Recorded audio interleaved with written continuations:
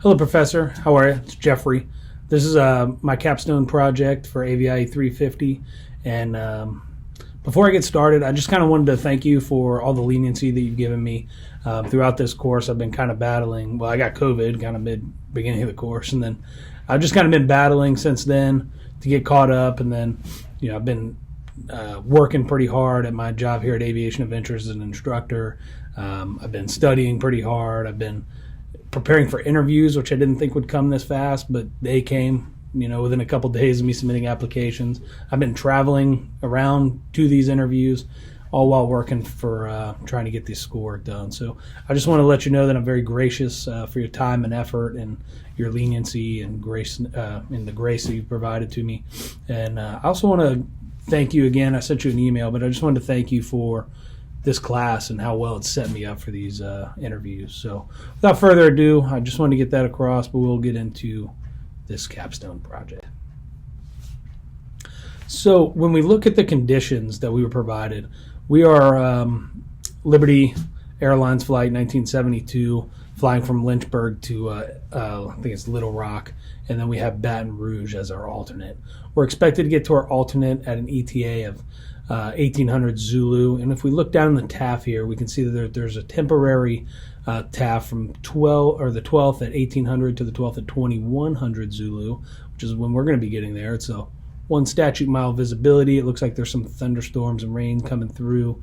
It's going to be a broken layer at 500, so that's going to be our ceiling, and then there's a scattered 2,000-foot cumulonimbus layer. So we have a deferral on our CRJ2-alpha, meaning we don't even have GPS in this airplane. And that means that's our flight director is deferred and our autopilot is inoperative. Also, per NOTAMs, ILS 22 right glide slope is out of service. So let's look at question 1. For the purpose of determining a weather alternate airport, what is the forecast weather for Baton Rouge at our ETA 1800 Zulu?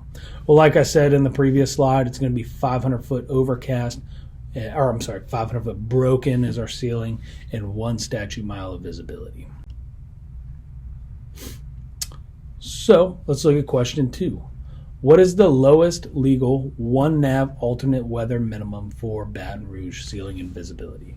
So here's our straight in landing runway 13 ILS, and it has a 200-foot AGL, but it's our 200-foot decision height.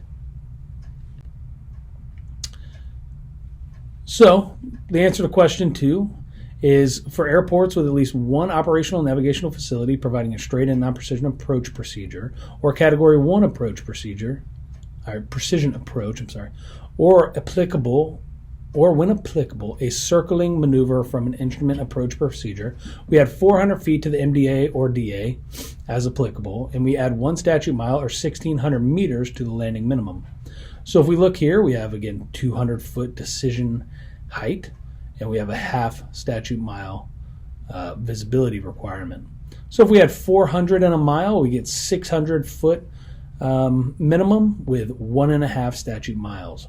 So Baton Rouge being 501, the 1 nav solution does not work. So then we go to the 2 nav and we take a look at what 2 nav has to offer us. So again, for airports with 2 operational navigational facilities, each providing a straight-in approach procedure to different suitable runways, we're going to add 200 foot or higher to the decision height or the minimum descent height of the 2 approaches used.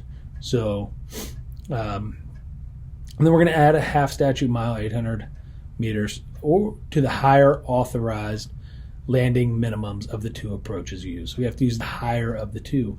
So let's look at runway 22 right with the localizer approach because ILS is out of service, and we'll look at the straight-in ILS runway 13.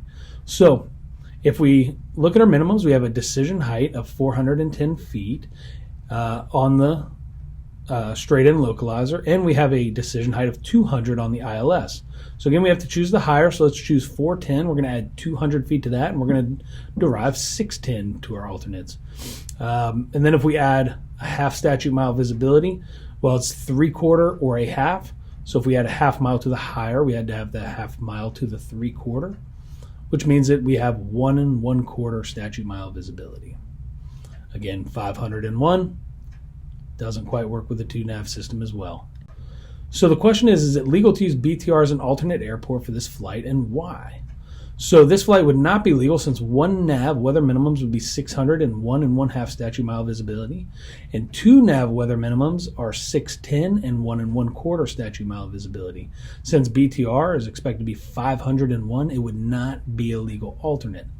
However, I do believe if we file under exemption 3858, sorry, I always get those numbers dyslexic, exemption 3858, then potentially we could, because we would use the main body of the forecast, and that's showing 7,000 few clouds, just there's some thunderstorms passing through for the couple hours there. So potentially we could, but in our dispatch release, it doesn't say we're filed under the exemption. Now, in question number 5, if it was not affected by NOTAM, so runway 22 had an ILS, would we be able to use BTR, right? So if not affected by NOTAM, the lowest legal alternate weather minimums for BTR is 407 statute mile. That's because we can take the ILS minimums on both, which are 200 feet in decision heights, and we add a half mile to both. I'm sorry, not to both, to the highest, which gives us a 7 statute mile visibility using the 2 nav minimums. So it would in fact be legal if not deferred by NOTAM. Well, I hope you enjoyed this presentation. I think I got all the information in there. I look forward to seeing your comments, but without further ado, you have a good night, and I appreciate all your help this term, and we'll see you soon.